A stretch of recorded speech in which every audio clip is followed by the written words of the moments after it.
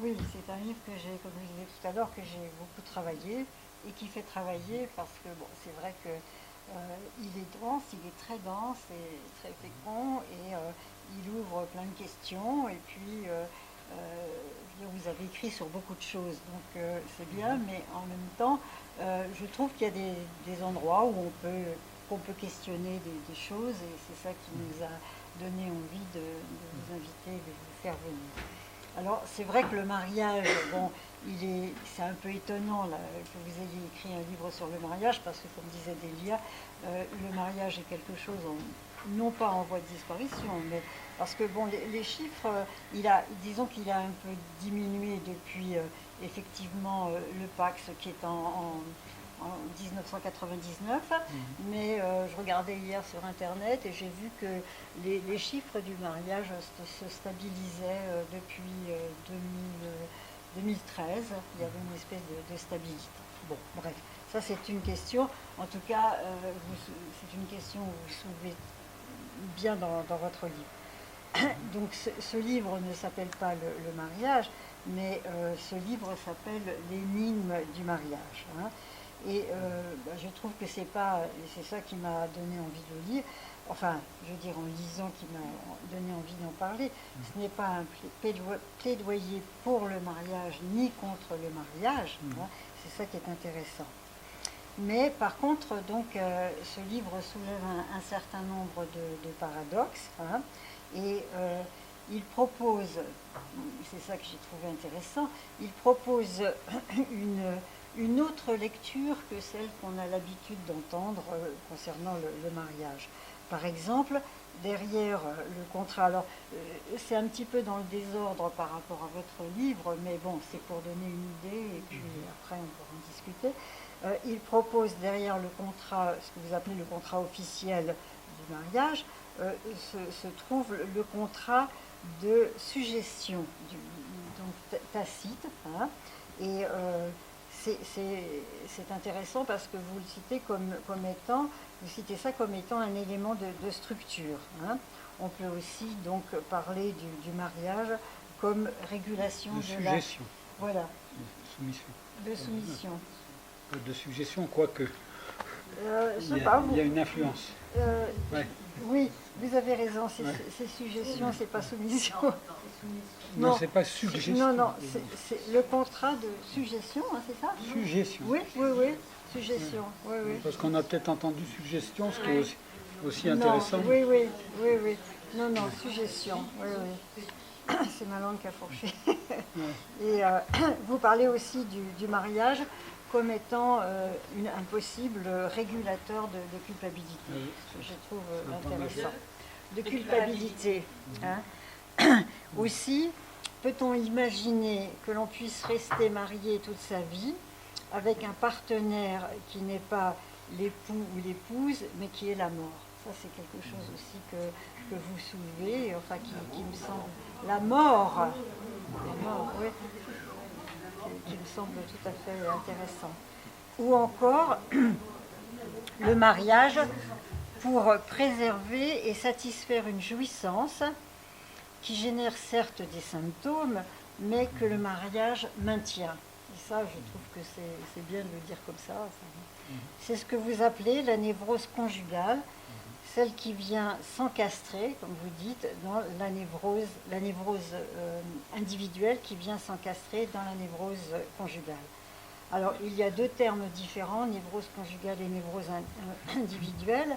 Et schématiquement, on pourrait dire, enfin c'est comme ça que je vous dirais, mais je vais un peu vite, hein, ça correspondrait à peu près aux deux premières parties de votre livre, l'une ayant trait à ce que vous appelez l'anthropologie psychanalytique de l'institution conjugale, et l'autre, la clinique du sujet marié. Mais, me semble-t-il, peut-on séparer ces deux thèmes? Vous serez d'accord, puisque vous parlez dans la première partie du père originaire, par exemple, de la jalousie ou de la frigidité. Mais c'est un psychanalyste qui a écrit le livre et il parle à cette place-là. Voilà ce que je me suis dit. L'apport de Freud avec les textes princeps, et en particulier la correspondance et en plus la correspondance à Martha avant le mariage, c'est quelque chose d'intéressant, ça vaut le détour. Et puis Paul Lorenzeau nous invite à relire, à travailler les textes de Durkheim qui ont été revisités par Lacan, et ils sont passés tous les deux au peigne fin. Mais je me suis demandé, alors ça c'est une première question, enfin en tout cas une question qu'on a soulevée quand on a parlé de votre livre, ce que vous appeliez le réel inconscient, donc vous pourrez peut-être nous en dire quelque chose après. Vous avez écrit un chapitre intéressant qui est consacré au mariage dit morganatique, et morganatique, qui sature, dites-vous, en son envers, devenu visible, le fantasme conjugal. Et là, il y a un chapitre très intéressant. C'est là l'intérêt de votre livre, et je trouve que vous montrez bien l'envers du décor, c'est-à-dire vous lisez entre les lignes et vous montrez où se cache la jouissance du sujet, marié ou pas. À la place de l'amour, il y a, enfin en tout cas vous le dégagez, il y a Eros et Thanatos, ne l'oublions pas, si souvent, et souvent de la haine qui fait ciment, c'est-à-dire qui fait ciment dans le mariage. Alors, les hommes et les femmes ne rentrent pas dans le mariage par la même place, par la même porte. Oui, je l'ai vu plus lentement. Alors, on a du côté homme ce que Freud a décrit dans son article que tout le monde connaît, le plus général des rabaissements de la vie amoureuse, et qui a été, enfin, on trouve aussi chez les hommes, donc, le fantasme de vouloir sauver l'autre. Vous ne nous dites pas, bien sûr, le caractère surmoïque du choix, mais vous parlez aussi de la question de la transmission du nom, celle qui met en jeu le rapport de l'homme avec le père, au père. Je pense que vous pourrez nous en dire un peu quelque chose. Côté femme maintenant, le thème que vous développez, donc, en le reprenant de Freud et en illustrant de nombreux exemples littéraires qui sont tous passionnants, est celui du lien entre la vie amoureuse de la femme mariée et le secret. Si la femme est, comme vous dites si joliment, la passagère clandestine du navire conjugal, c'est ce que vous dites, c'est joli, elle a un secret qui est le sceau de la lettre du désir. Et vous dites qu'au niveau clinique, il faut savoir, ça nous intéresse, repérer les Madame Bovary sous ses formes actuelles, adaptées au changement des mœurs, mais que confirme cette récurrence structurale. Alors, le fait que vous parliez de récurrence structurale, et en citant cette phrase, en évoquant donc ceci, ça m'a fait penser au lien de cette question au manque. Vous dites, je cite, « L'amant bovarien n'est qu'un prête-nom de ce manque que le compagnon de vie défaille à endosser. » Je trouve que c'est vraiment très bien dit et que c'est une façon de lire autrement la psychanalyse, la littérature, et d'y introduire une note psychanalytique en parlant du manque. C'est une façon donc de relier le désir pas seulement à l'interdit, mais au manque. Ça me semble tout à fait important.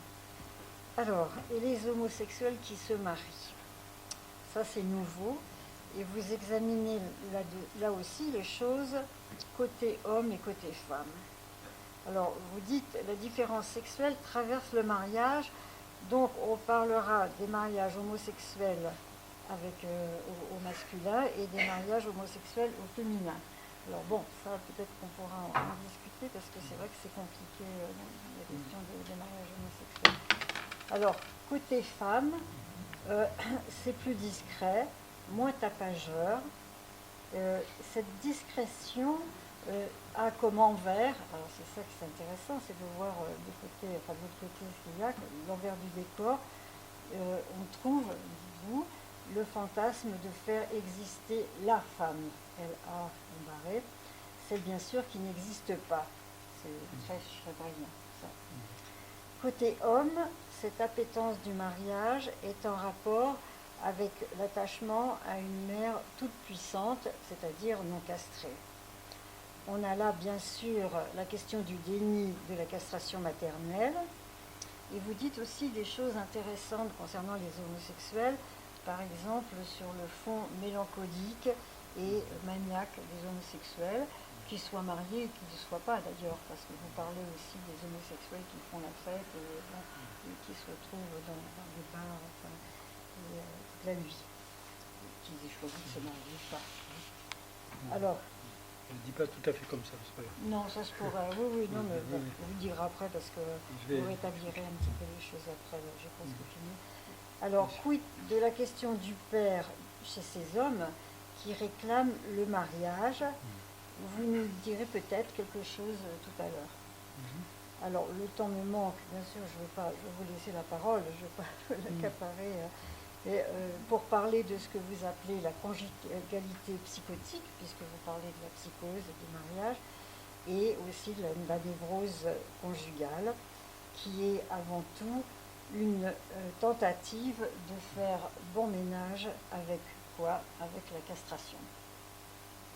Ce n'est donc pas étonnant que vous fassiez place à ceux qui ont marqué la littérature en se mariant alors qu'ils étaient homosexuels, quitte à défrayer la chronique, comme par exemple Oscar Wilde, mais que vous rangez sous la bannière des pervers, par exemple Gide, Lijuando, Sade, et que vous, à ce moment-là, qui vous permettent d'aborder, je vais un petit peu vite, mais d'aborder le problème du masochisme conjugal, bien sûr.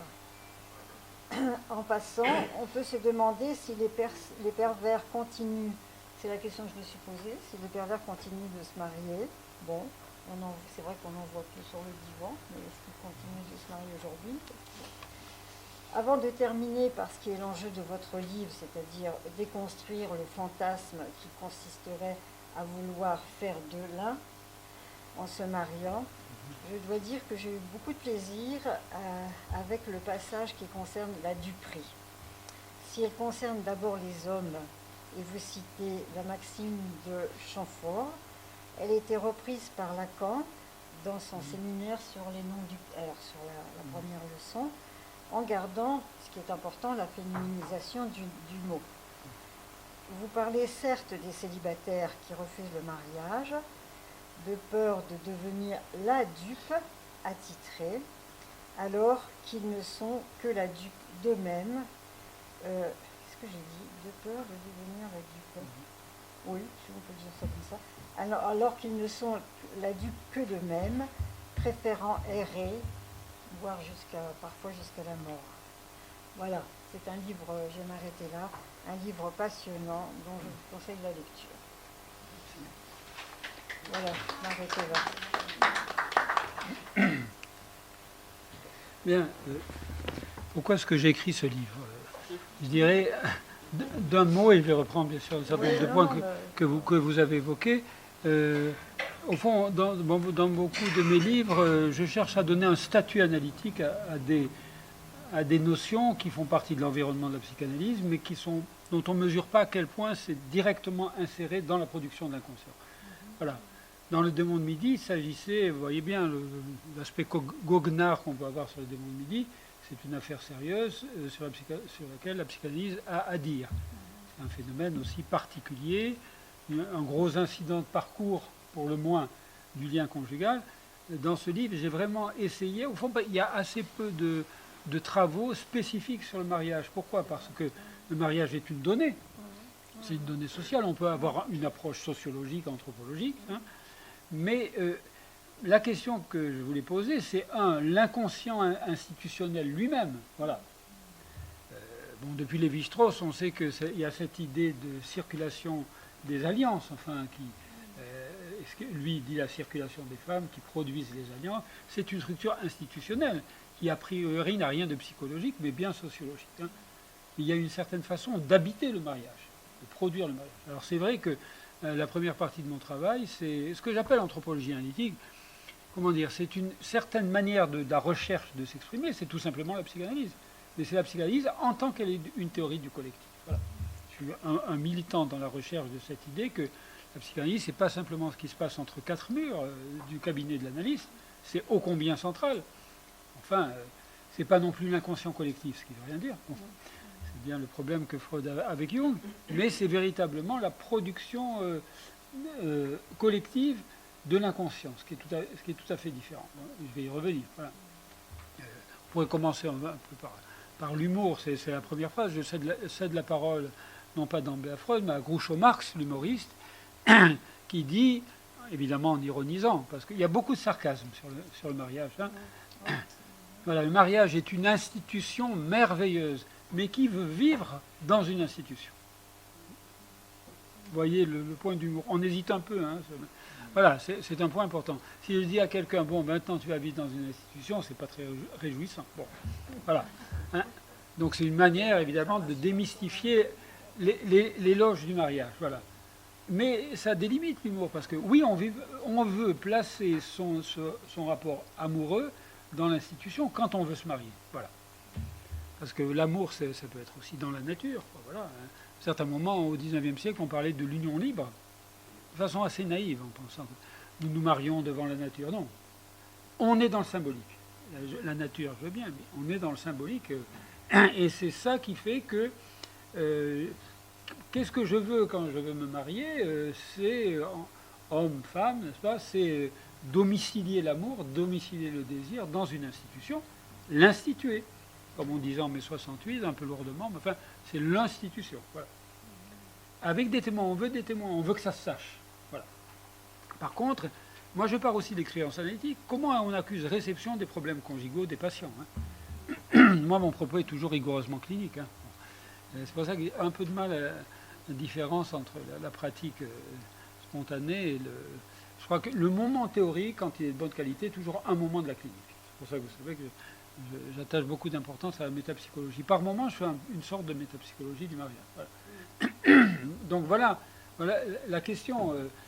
C'est pour ça que il y a un corpus freudien très intéressant sur le mariage, qu'on connaît mais qu'on ne systématise pas ce que je fais. Pas parce que c'est un argument d'autorité. C'est très intéressant de voir comment Freud représente les choses. Au départ, il dit, ça date un peu si on veut, mais il dit bien, au départ, il y a eu la promiscuité sexuelle générale, voilà, comme les insectes, quoi. Ensuite, il y a eu une réduction à tout ce qui sert à la reproduction, pas à l'orgie, quoi. Et finalement, on a le mariage qui est extrêmement restreint, et ce qui reste de cette histoire, c'est comme un trognon de sexualité, hein, qui fait qu'il dit à un certain moment, avec son style spontané, avec le mariage, l'humanité a soumis la sexualité à des conditions difficiles. Voilà. Mais en même temps, il y a un investissement du mariage. Vous l'avez très bien dit, on ne peut pas tirer de conséquences idéologiques mécaniques de cette enquête analytique. Comme toujours, du point de vue analytique, on laisse tomber la question de la morale, l'idéologie, ce qui a gagné ou à perdre, on voit ce qui se passe. Bon. Or, il y a ce désir conjugal, qui est quand même, je veux bien qu'on parle des statistiques, mais qui est sacrément résistant. Parce qu'il est enraciné dans une position inconsciente extrêmement importante. Et en même temps, quand même, le bilan n'est pas fameux. Bon. C'est-à-dire les unions qui commencent sous les meilleurs auspices, et à la fin, enfin, c'est quand même... Et je ne parle pas de généralisation, je n'ai pas à me plaindre. Je veux dire, vous voyez, parce que tout de suite, il y a la question, mais d'où est-ce qu'on part? Non, c'est un fait, parce qu'on l'entend du côté des patients, hein, mais pas seulement des patients autour de nous, qu'il y a de grands espoirs placés dans le bonheur conjugal. Ça existe, le signifiant bonheur conjugal, mais ça cloche. Bon, déjà, on savait que le rapport sexuel était impossible, mais quand même, on se marie. Voilà. Et à partir de là, ça demande une enquête psychanalytique, quoi. C'est ce point qui me paraît très, très important. Et l'analyse n'a pas intérêt à considérer que tout ça c'est du décor social, c'est de l'inconscient. Voilà. Alors à partir de là, il s'agit d'en dégager les conséquences fondamentales. Par exemple, voilà, il y a un choix d'objet, ce que Freud appelle un choix d'objet. Mais pourquoi le conjugaliser? Et c'est là que vous trouvez, effectivement, vous avez fait allusion, ces sujets qui en gros sont des obsessionnels, qui ne peuvent pas choisir une femme. Il y a une passion obsessionnelle du mariage. Voilà. Mais ils ne peuvent pas choisir une femme dont ils ont l'illusion qu'elle demande à être sauvée et qui cherche à la sauver. Hein. Bon, on pourrait dire c'est une version du prince charmant peut-être, mais ensuite, voyez ce qui va se passer. L'homme et la femme, il faudrait voir tous les détails de cette histoire-là, mais l'homme et la femme ne rentrent pas avec le même projet dans le mariage, d'une certaine façon. Voilà. Là, un des passages qui, pour moi, m'a paru le plus intéressant, et qui a eu d'ailleurs auprès des lecteurs, et peut-être plus des lectrices, des échos particuliers, c'est ce que vous avez dit sur la question du secret. L'homme veut faire le bonheur de la femme peut être d'accord, sauf qu'elle a besoin de placer son manque. Voilà, elle a besoin de placer. C'est le côté mélusinesque. Voilà. Enfin, c'est une belle histoire, Mélusine, elle veut faire le bonheur de son mari à tout point de vue, vous savez, mais, voilà, le bonheur des Lusignans, mais elle veut qu'elle lui laisse un espace, un quartier libre. Voilà. Et c'est une question très complexe, vous savez, dans la féminité, la place. Il y a toujours la question de la place. Même si la place est très enviable, il y a quand même l'idée que souvent le manque lui manque. Voilà. Vous avez cité Madame Bovary, qui est vraiment le paradigme, n'est-ce pas? Il y a d'un côté l'éternel mari et de l'autre, c'est assez minable, enfin ses amants, Rodolphe, etc., c'est des petits don Juan de province, hein, mais elle n'est pas coincée par un mari, et pas un mari qui a un tyran, mais un mari qui veut faire son bonheur. Voilà. Alors, ce point est extrêmement important. Freud dit des petites choses comme ça dans les trois essais, qui peuvent paraître datés. Les jeunes filles aiment le secret. Et même quand leur choix d'objet va être proclamé, elles doivent être contentes. Elles veulent se marier peut-être, mais elles ne veulent pas que ça se sache trop vite. C'est extrêmement important. Il dit cette chose extrêmement intéressante, que du coup, avec le secret, elle peut contrôler beaucoup plus les choses que quand c'est rendu public. Voilà. Alors bien sûr, ça me mène à la question de l'adultère. L'adultère au masculin ou au féminin n'est pas structuré du tout selon la même grammaire. Très souvent, vous l'avez très bien dit, vous avez remarqué ce passage, évidemment, il faut la place du manque. Rodolphe, il est nul, mais c'est un porte-manteau, si je peux dire, comme on l'appelait, du manque. Mais ça, on l'entend toujours chez les patientes qui veulent se situer. Enfin, il y a une masse de choses cliniques à dire. Vous voyez, par exemple, quand on rentre dans le mariage, on vient du mariage des parents. Donc l'Oedipe se poursuit à travers le choix conjugal. Voilà. Hein. Freud dit cette chose qui est extrêmement intéressante, qui ne va pas de soi, c'est qu'une femme se marie, elle choisit un homme qu'elle aime, voilà. Prenons le cas le plus optimiste, voilà. Elle fait un véritable choix, à l'image du père, c'est normal, elle poursuit son Oedipe, mais le père est interdit, le mari est possible. Hein, voilà, très bien. Mais qu'est-ce qu'il nous dit? Un truc absolument énorme. Une femme rentre, est-ce que ça peut être généralisé? Je vous rappelle sa position. Elle rentre dans le mariage au bras de son père, enfin, bien les choses. Le mari lui-même est l'héritier du père, et le mari réel tel qu'il fonctionne est identifié à la mère. Ce qui explique que ça tourne au vinaigre très souvent, c'est presque un vécu confusionnel. Mais je vous assure, ça c'est tout à fait de la clinique, n'est-ce pas? C'est-à-dire qu'au fond, elle en veut beaucoup à ce mari, n'est-ce pas? C'est très très curieux. Quand une femme aime, en même temps, elle risque de se rejeter dans les bras de la mère, qui, comme vous savez, est quand même l'amour de la vie d'une femme, au plan inconscient. Voilà. Ah, il va jusqu'à dire, une empirique évidemment qu'on peut difficilement généraliser, mais c'est que dans ce cas-là, c'est le deuxième mariage qui est plutôt réussi, comme si le malheureux premier mari, c'est moi qui dis malheureux, devait en quelque sorte vider le reste du ressentiment envers la mère. Parce que vous savez que le ressentiment chez la femme, dans le devenir femme, est proportionnel à l'amour. Et moi, j'entends des patientes qui, par exemple, disent « J'aime cet homme, mais il me mange. Je ne pense plus qu'à lui. » On peut dire « C'est pas mal. » Non, parce qu'il y a la crainte de la perte de l'autonomie, mais pas simplement le droit à l'autonomie, c'est le réel inconscient. C'est ça que j'appelle le réel inconscient. Donc, je t'aime, je te quitte. Bon, voilà. C'est ce point-là qui est extrêmement important. Voilà. Donc, il y a énormément de choses à dire, bien sûr, mais c'est ça la problématique. Hein. Du coup, cette superstructure institutionnelle qu'est le mariage, c'est un haut lieu de manifestation de la conscience. Voilà. D'une certaine manière, alors là commence la question embêtante, c'est-à-dire le foyer devient un foyer infectieux de symptômes. C'est incroyable ce que le mariage produit de symptômes, sachant que pour nous, bien sûr, le symptôme, ce n'est pas quelque chose de négatif au sens d'un dérèglement au sens médical. C'est un moment de vérité. Bon. La scène de ménage, c'est un moment de vérité. La relation conjugale, c'est un mélange de tragédie et de vaudeville. Hein, voilà. Et c'est donc cet antagonisme qui apparaît. C'est pas pour mettre l'accent, ai-je besoin de le dire quand même, je le dis, pour ceux qui verraient la psychanalyse de l'extérieur, c'est pas pessimiste. D'ailleurs, un mariage qui est un long fleuve tranquille, croyez-moi, c'est extrêmement préoccupant. Là où il y a du désir, il y a cet antagonisme. Mais voyez, du coup, on peut progresser en se disant, mais pourquoi est-ce qu'ils se mettent dans ce guêpier institutionnel? Voilà. Et en même temps, il y a quelque chose qui envoie au mariage. Vous voyez, pour prendre la trilogie lacanienne, ça concerne le sujet, mais dans le mariage, comme dans le couple d'ailleurs, particulièrement le mariage, on n'est pas seul. Il y a une version du grand autre. Voilà. Cette version du grand autre qui peut être religieuse, qui peut être civile, et donc c'est pas simplement le social et le conventionnel, c'est le symbolique. Voilà. Il y a le sujet, il y a le grand autre, et il y a l'objet. Voilà. Vraiment, ma question, c'est quel est l'objet du bien conjugal. Voilà. Alors, je repasse par le christianisme, non pas pour flatter la position religieuse, voire l'illusion religieuse, mais parce que dans le christianisme, on repère bien, vous savez que le christianisme, je ne sais pas même si les chrétiens encore situent cette histoire, le mariage est un sacrement. Ce qui veut dire qu'un homme et une femme font exister cet objet, qui au fond l'objet petit a à deux. Vous voyez, l'objet petit a deux, les questions que ça pose, hein, c'est pas le même fantasme. Donc, alors bien sûr, l'idée caricaturale, on rentre avec l'état de grâce, on finit dans quelque chose qui ressemble à l'enfer. Je me suis posé, vous voyez, des questions que tout le monde peut se poser quand même. Des patients qui se plaignent tout le temps, qui ne se séparent pas. Voilà.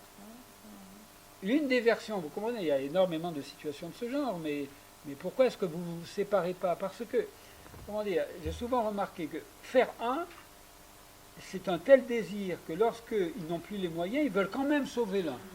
Voilà. Ce qui explique le deuil du divorce, même quand les deux sujets ne sont d'accord que, comme on dit, que sur un seul point, la rupture, ils veulent encore le maintenir, et alors ça fait des choses, évidemment, tout à fait étonnantes. Voilà. Ou ce qu'on appelle aussi les vieux couples, ce n'est pas une question d'âge, mais où à un certain moment, le désir n'est plus dans le lien conjugal. Ça n'abîme pas forcément le lien conjugal, curieusement, parce qu'il y a une manière d'être unis au-delà même du désir. Mais ça donne des gens qui, d'un côté, se connaissent comme leur poche, si je peux me permettre, hein, parce qu'ils n'ont plus le moment du désir, où, je ne sais pas si vous allez me faire comprendre, mais dans le désir, il y a la rencontre du corps de l'autre, qui fait que l'étrangeté du corps de l'autre est rencontrée. Le problème, c'est pas qu'il y ait sexualité, c'est pas qu'il n'y ait pas d'hygiène sexuelle ou des rapports sexuels réguliers. Il y a aussi une manière de tuer le désir par un rapport sexuel routinier et régulier. Voyez. Alors, par contre, c'est pas un hasard si j'avais écrit un texte sur le couple inconscient où je parlais exclusivement de la passion, électivement hors mariage. Il y a une passion conjugale, c'est ça qui me paraît intéressant. Voilà. Mais c'est ce qui fait que du coup, les sujets veulent faire exister un objet, ils courent après cet objet, hein, et à un certain moment, ils s'exaspèrent. Bon, voilà. Vous savez ce que dit Lacan, je suis d'accord, l'homme et la femme s'entendent, ils s'entendent crier. Voilà. Mais toujours le sarcasme. Hein, voilà. Donc, il y a énormément de notations cliniques qui sont extrêmement importantes. Moi, dans une certaine mesure, avoir clarifié ça dans la théorie, avec une certaine rigueur, parce que ça sert quand même la rigueur, ça m'a permis de mieux comprendre. Vous savez, l'analyse, à un certain moment, il peut être un casuiste, on lui demande des conseils. Il résiste au conseil, à mon avis, pour vraiment résister au conseil. Il y a un couple qui bat de l'aile. Si vous allez dire, mais allez, il faut recouvrer sa liberté, etc., de quoi est-ce qu'on se mêle? Il faut faire très attention à ça. Un exemple, il y a des femmes qui pratiquent l'adultère systématique pour tester le conjugal. Bon. Voilà, enfin, je pourrais te donner des exemples, je ne le ferai pas, hein, mais voilà, c'est... Alors, est-ce que c'est nouveau, ça, hein? C'est le mariage qui rend possible un adultère assez effréné, mais le but, c'est de retester après le retour au mariage. Alors, bon, évidemment, si je prends cet exemple-là, ça n'arrange pas le mari. Bon. Et toute la question, regardez, de la jalousie. La jalousie, elle est tout le temps dans le couple, bien sûr. Mais on s'aperçoit qu'il y a une jalousie institutionnalisée dans le mariage, qui fait qu'il y a des sujets qui commencent à déclencher une jalousie, dès lors qu'ils sont évidemment dans ce contexte, n'est-ce pas, dans ce contexte de l'exclusivité avec l'institution. On peut reconnaître une certaine forme de machisme, etc. Mais enfin, c'est pas, l'homme n'est sûrement pas toujours loin de là le sexe fort. Bon, voilà. Alors ça, c'est un point extrêmement intéressant. Et pourquoi est-ce qu'une femme, à un certain moment, comme Madame Bovary, prend un amant? C'est justement pour laisser respirer son manque, pour pas tomber sur quelqu'un qui, par exemple, veut toujours son bien. Voilà. Parce que Freud n'écrit pas à la fin de l'histoire. L'homme choisit, mais après, vous voyez, vous savez, le bienfaiteur, c'est un encombrement. Puisqu'il anticipe toujours sur le moindre de ses désirs. Vous me direz, il y a pire dans la vie, mais... donc, voilà. Donc, il y a les grands mots sur l'autonomie, mais enfin, les sujets inconscients, ils ne veulent pas l'autonomie. Ils veulent ne pas céder sur leurs désirs. Bon. Ce qui est d'ailleurs formidable dans l'hétérosexualité, c'est l'hétérogénéité des désirs. Le fait qu'il y a quelque chose de miraculeux dans le fait, le miracle sans cesse renouvelé, qui fait qu'un homme et une femme se rencontrent. Bon. Voilà. Peut-être progressivement, on va parler à la question de l'homosexualité, mais moi, je n'ai pas voulu écrire sous la pression de l'actualité. C'est jamais mon conseil. Voilà. Mais naturellement, il faut quand même parler du fait que ce n'est pas une position conventionnelle ou idéologique. Le mariage a été destiné à réguler la différence sexuelle. Elle s'appuie sur la différence sexuelle. Le droit au mariage, c'est une chose. C'est une position politique qu'on peut avoir, qui est assez évidente dans ces termes politiques. Hein.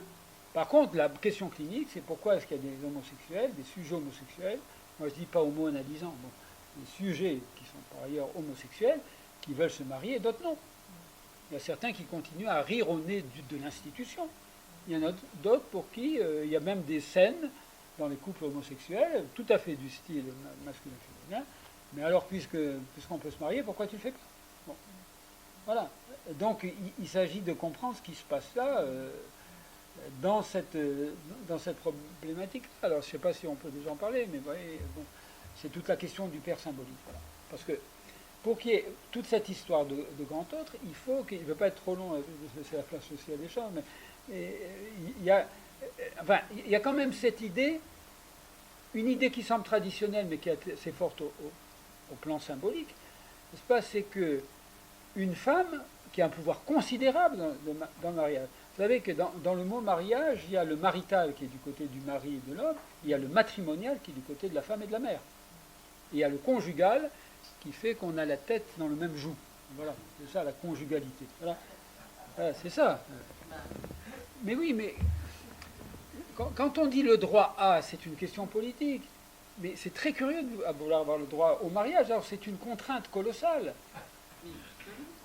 Donc la vraie question, c'est d'être contraint. C'est cette question qui apparaît, hein, à condition que cette contrainte, évidemment, ne tue pas le désir. Bon, voilà. Alors, et c'est quelque chose qui est chronique. Moi, je pense, mais il faudrait lire le livre et puis avoir le temps d'en discuter pour voir la conclusion. Moi, je suis persuadé que le mariage est increvable, hein, dans la mesure où il y a ce désir conjugal. Je parodie Lacan qui dit que la religion est increvable, ce qu'on peut d'ailleurs déplorer au plan freudien. Freud est vraiment, il n'a pas le moral, quoi, à la fin de l'avenir d'une illusion. On pourrait tellement faire des choses mieux que la religion, mais il diagnostique que comme ça réalise le désir, les foules voudront toujours ça. Alors, dans le mariage, c'est différent, c'est le couple qui veut. Bon. Derrière, c'est vrai que c'est un séminaire que je fais, un espace analytique sur le faire un, en partie sous la pression du mariage, mais il n'y a pas que le mariage. C'est cette passion de faire un. C'est pas la fusion. La fusion, c'est tout à fait différent. Lacan dit très justement que la question du rapport du couple, moi j'ajoute du couple conjugal qui m'intéresse spécialement, c'est pas simplement, enfin Jeannot avec Jeannette, quoi, d'une certaine manière, c'est pas simplement intersubjectif, c'est le rapport que l'un et l'autre ont respectivement au grand un, si je peux dire. Voilà. C'est ce qui fait qu'on est toujours trois dans le mariage. La question, je ne veux pas compliquer les choses, mais quand il y a l'adultère aussi, on est trois. Bon. Mais alors là, c'est ce côté, c'est très très intéressant une clinique de l'adultère. Oui. Au-delà de tout jugement, comprendre ce qui se passe quand brusquement le couple, brusquement, et c'est pas un hasard, il est parasité par l'homme, par l'autre homme ou l'autre femme. Là, à partir de ce moment-là, on a l'impression, bien sûr, que le couple... Enfin, et puis la jalousie conjugale fondée ou non. Je me place là dans la perspective où c'est fondé. Hein. Maintenant, oui, vous remarquerez, avec la technologie, c'est les SMS qui sont traqués, c'est les mails, c'est le piratage. Voilà. C'est amusant parce que WhatsApp, j'avais lu un texte, on disait, de journalistes qui disait WhatsApp a beaucoup nuit au mariage. Bon. Ce qui est évidemment quand même une bêtise, puisque justement c'est parce que ça allait mal. Mais WhatsApp, je ne sais pas si vous connaissez l'histoire, c'est un Ukrainien. Oui, oui, c'est un Ukrainien qui avait une sorte de Stasi ukrainienne, et il voyait son père tout le temps humilié parce qu'il était surveillé. Donc il avait des écoutes téléphoniques. Donc il a voulu inventer, après la disparition du communisme, un système où on ne peut pas rentrer. L'enregistrement est impossible. Bon, enfin, les filles, le piratage est toujours possible. Bon. Enfin, on diagnostique ça. Je ne sais pas si vous avez vu, dans WhatsApp, régulièrement on dit on a de nouveau une mesure de sécurité. Et évidemment, c'est investi, entre autres, par les couples illégitimes. Hein. Voilà. Ce point-là est important, mais voyez qu'il faudra qu'on en parle beaucoup plus, mais la femme a une manière quand même particulière de placer son secret. Freud dit voilà, que les jeunes filles aiment les secrets, puisqu'encore une fois, elles peuvent agir beaucoup plus, elles peuvent surmonter une passivité, une position passive, en maintenant cette clause du secret. Quoi. On en avait parlé d'ailleurs, il y a un très beau texte de Camus qui s'appelle La femme adultère, dans un recueil qui s'appelle L'exil et le royaume, que je vous recommande. Elle est là en voyage, puis c'est l'oasis, c'est le désert, enfin, c'est son désert intérieur aussi, on voit bien le symbole, avec un mari qu'elle n'a jamais aimé, mais qu'elle n'a jamais quitté, on sent bien qu'elle ne le quittera jamais, mais elle a ce rêve adultère. Déjà, il y a un homme qui la convoite, qu'elle regarde un peu, mais elle se fiche du type, ce qu'elle veut, et je me suis dit, au fond, une femme est souvent mariée avec son manque. Voilà. Et elle mène une deuxième vie. On connaît bien les doubles vies de l'homme, mais il y a aussi une double vie, hein, fantasmatique. Et ça me paraît très très important de trouver, je suis désolé encore une fois grâce à Freud aussi, mais des mots pour repérer ce qui se joue là. Vous entendez d'une autre oreille la position des patientes qui réservent d'ailleurs la confession de certains secrets à son analyste. Bon. Il y a des choses qu'on est les seuls à savoir, c'est quand même tout à fait étonnant. Bon. Mais parce qu'en même temps, évidemment, comme on sait, c'est un dialogue avec soi-même. Voilà. Alors, je dirais, c'est déjà pas mal, mais voyez, rentrer dans l'univers du mariage, comme position inconsciente, c'est extrêmement important, hein, dans la mesure où on a une institution qui est sociale, qui est sociologique, mais le sujet, c'est aussi le domicile, d'une certaine manière, c'est le domicile du désir. Voilà, hein. Et c'est grâce à ça que les sujets se rencontrent, quoi, d'une certaine manière, sur la scène du mariage. Bon. C'est pour ça, c'est un peu curieux, voire un peu audacieux, de parler du clinique du sujet marié. Évidemment, ce n'est pas une engeance spéciale, le sujet marié. Vous voyez, il faudrait dire le sujet, bien sûr, c'est comme ça que je le traite, dans la conjoncture conjugale. Et c'est d'une certaine manière respecter du strict point de vue inconscient l'institution conjugale. Mais si vous dites tout de suite, bon, voilà, changer de crèmerie, allez, renoncer, je veux dire, il faut bien que le sujet, comme dit Freud, en arrive au mot, qui situe cette position. Vous voyez. Par exemple, j'ai le sentiment de certaines femmes de ne pas être malheureuses dans leur famille, mais d'avoir toujours un sentiment de décalage, de telle sorte qu'occuper une position là, ça leur fait tout drôle d'être mère, alors qu'elles peuvent être très bien être mères, ça leur fait tout drôle d'être femme. À un certain moment, il faut un quartier libre, hein, quelque chose de ce genre. Alors comment les couples gèrent ces gros incidents? La jalousie, ça peut être redoutable, ça peut être absolument redoutable. Il y a des choses qui sont jamais pardonnées, il y a des choses qui déclenchent des mécanismes masochistes, alors que ça pourrait être... On pourrait donner des conseils, utiliser cette épreuve pour refonder votre couple. Bon. N'empêche qu'on est là dans quelque chose de très cru, c'est-à-dire la pénétration du corps de la femme par l'autre, c'est quelque chose qui n'est pas digérable pour l'autre. Parce que ça atteint en quelque sorte le nom même. Ça atteint le nom même. Donner son nom, vous voyez, pour nous évidemment ce qui compte c'est le sujet du désir. Hein.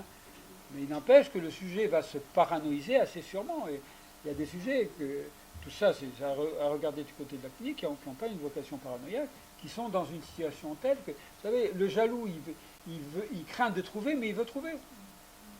Et quand il a dépouillé, enfin, on peut en rire, mais c'est tragique, tous les SMS et que rien n'est établi, il est déçu, donc il veut savoir. Lacan dit bien que la jouissance, c'est toujours la jouissance de l'autre. Qu'est-ce que ça veut dire concrètement? Ça veut dire que c'est toujours l'autre qui jouit, il n'y a pas de sujet de la jouissance. Il y a dans une certaine mesure un sujet du désir. Bon. Mais évidemment, si vous injectez en amont une maîtresse dans un couple, ça va créer ce sentiment de hantise permanent. Mais nous, on a besoin de comprendre pourquoi. Pourquoi elle fait ça? Pourquoi il fait ça? Vous voyez, vous savez que Flaubert avait une identification féminine qui a vraiment permis de dire des choses extrêmement intéressantes sur Madame Bovary. Voilà, il y a un passage extraordinaire où elle déclenche l'adultère. Je dis bien, elle déclenche l'adultère. Elle se regarde dans le miroir. Jamais ses yeux n'ont été aussi beaux, n'ont été aussi noirs. Elle prenait sa place dans la légion des femmes adultères. C'est romantisme de l'adultère. Et après, un minus. Vous voyez? Voilà. Mais il peut y avoir, je le dis très directement, il peut y avoir, et c'est évidemment minus, c'est péjoratif, mais de quelqu'un qui est presque rien, mais par exemple qui l'écoute. Voilà, qui l'écoute. C'est pas. Vous voyez, en un sens, c'est la moindre des choses. C'est le boulot du psychanalyste. Mais quel est le drame qui fait qu'à un certain moment, elle doit avoir raison, le mari n'écoute plus. Et pourtant, il aime. Bon, ça va, je t'aime, donc tu peux parler, tu peux causer. Bon. Donc il faut aller chercher. Vous voyez, même dans certains cas, je vais vous dire un peu directement, on a l'impression qu'une femme qui ne sexualise pas tellement le rapport à l'amant, enfin tout ça, ça demande à diversifier, à l'amant. Sur la formule de la mort, il faudrait y revenir, parce que je n'ai pas parlé vraiment de mariage avec la mort, mais il y a des mariages mortifères, voilà. Mais qui donnent... Ah oui, d'accord. Ah oui, c'est Pénélope qui est la femme fidèle, qui ressemble à une parque. Hein. D'un côté, elle attend Ulysse, de l'autre, elle ne le lâche pas. Bon. Il peut y avoir des fidélités mortifères. Voilà. Mais c'est ça qui fait que, bon, ouais, enfin, j'ai lancé en tout cas la problématique. Il y a une sorte d'assise que donne le mariage. Vous savez que Kafka, le grand désir de Kafka, vous voyez ce que c'était, ce que j'ai découvert, c'était de se marier. Mais c'est lui qui a écrit la lettre au père, et qui avait d'ailleurs un rapport de féminisation au père très net, avec une demande d'amour. Mais voilà, il a fini par se marier à la fin avec son infirmière, quand même. Bon. Voilà. Parce que, vous savez, on dit que le mari, voilà, enfin, il est désigné par le mariage. Enfin, c'est le mari et le père et le mari de la mère. Enfin, ça, c'est un point très important. C'est pour ça que la puissance de la femme dans le mariage est colossale au plan symbolique. Mais vous voyez la difficulté. Il y a le matrimonial maternel. Vous savez que Freud dit qu'un mariage n'est assuré que quand la femme a réussi à transformer son mari, aussi, mari d'accord, mais aussi en enfant. Mais juste là encore ce point, il dit que c'est assuré. C'est pas folichon. Vous voyez ? Mais c'est assuré. Mais quand vous entendez les patientes, elles disent j'en ai assez d'avoir un enfant de plus, elle ne veut pas. Donc elle n'est pas machiavélique, au contraire, elle est juste un type, quoi.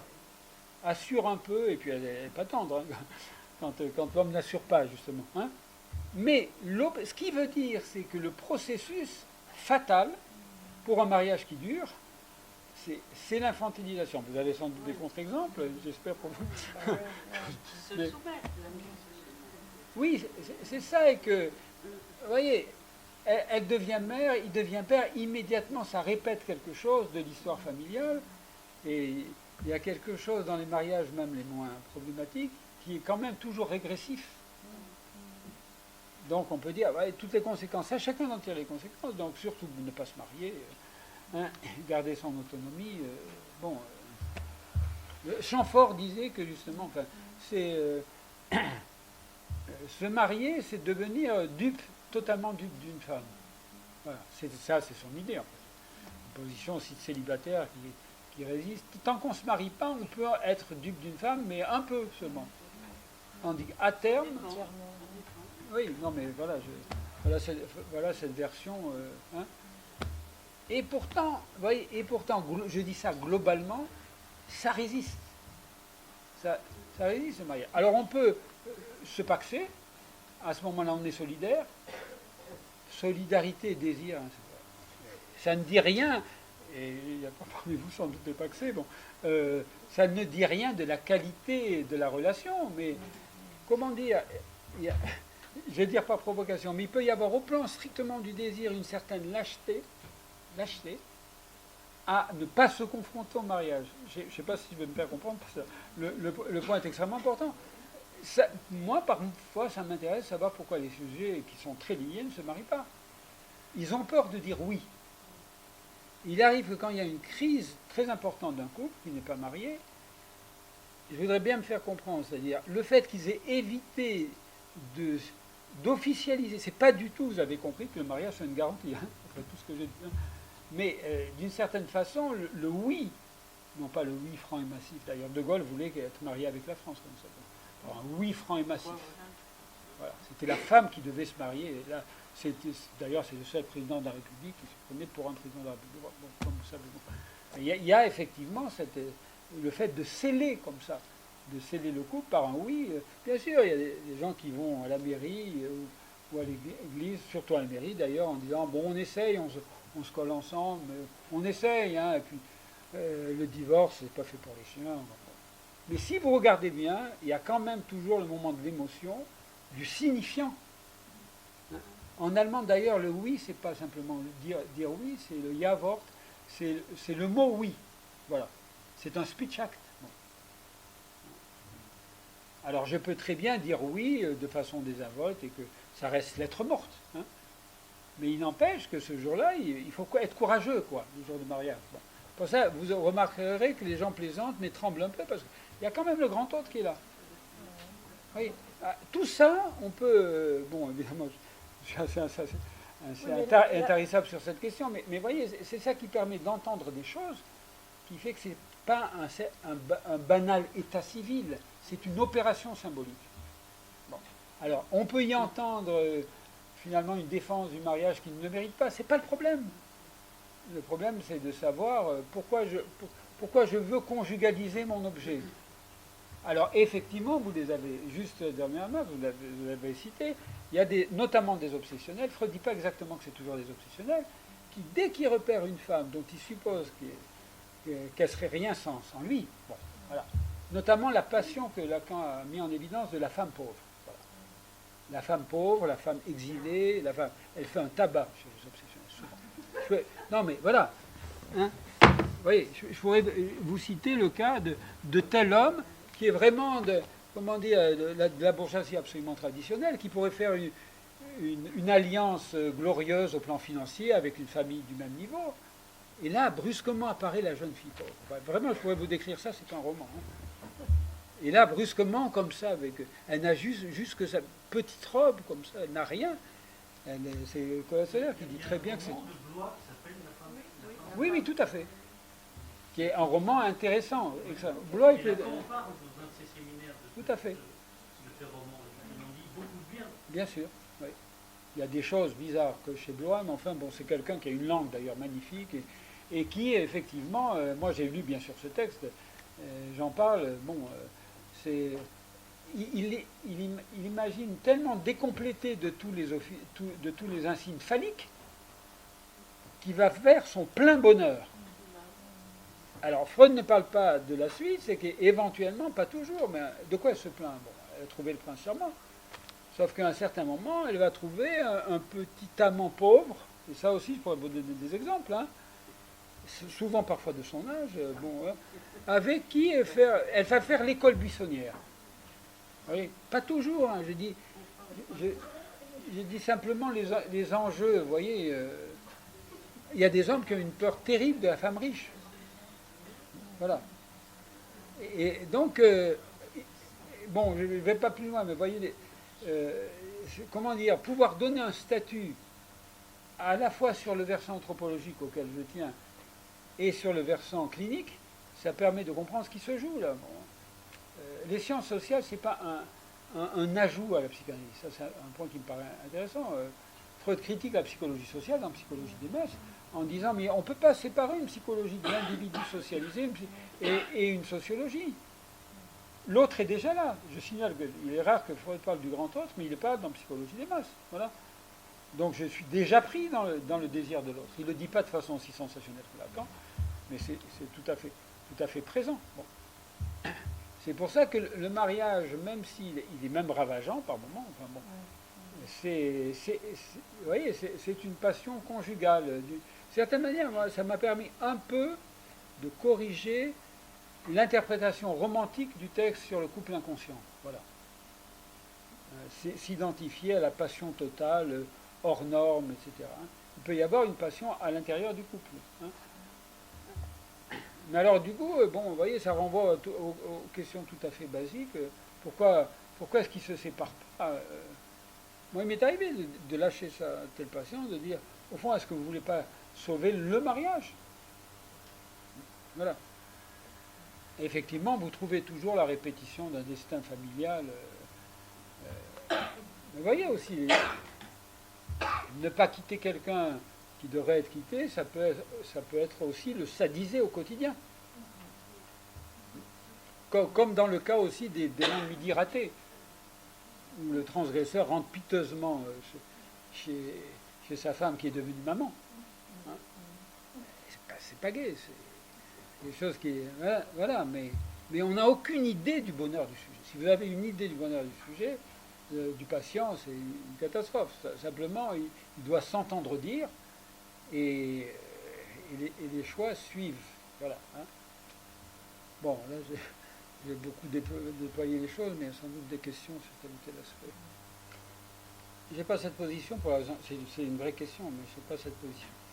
Il y a quelque chose de l'ordre de la structure qui est là. Il y a quelque chose de la structure.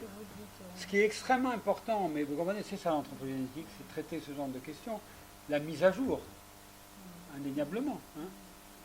Mais bien sûr, quand Freud le dit, c'est aussi dans le contexte de la répression. D'ailleurs, il dit très bien, c'est parce que la sexualité de la femme est réprimée qu'elle a pris l'habitude de prendre le sexe. Bon. Quand on lit sa lettre à Martha... Oui. Mais oui, mais il y a parce qu'il y a des hommes mélusinesques, évidemment. Tout à fait. Il y a l'homme, notamment l'obsessionnel, vous voyez bien, avec ses rituels, avec son rapport, les secrets de polichinelle de l'homme, etc.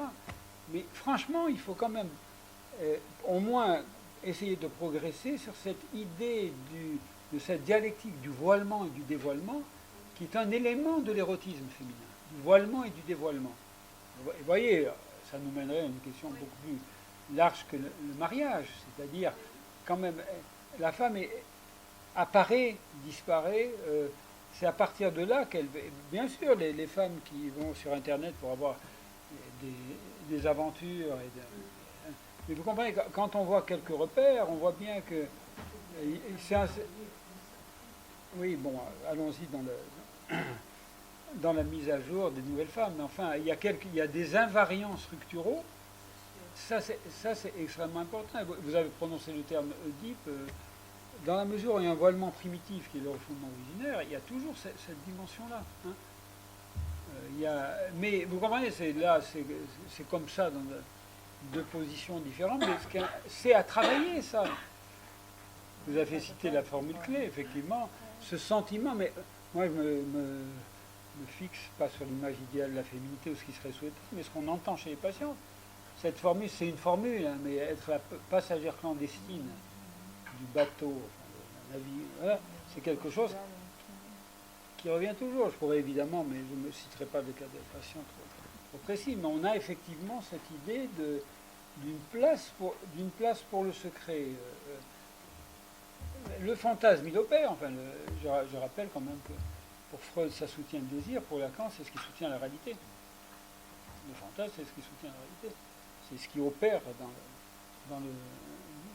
dans la relation sexuelle. Bon. Donc, c'est pas, il ne faut pas psychologiser l'affaire. C'est pas que la femme. Ben oui. C'est bien là-dessus, parce que là, il y a une pente vers la psychologisation. Si vous voulez l'entendre comme ça. C'est comme ça que j'entendais. Ben oui, mais on peut entendre aussi n'importe quoi. Non, mais c'est évidemment pas la psychologisation. Non, mais c'est parce que vous employez le mot psychologie. Mais je dis pas que. Ce que j'aurais dit de moi-même. Mais je dis pas que la femme est cachotière.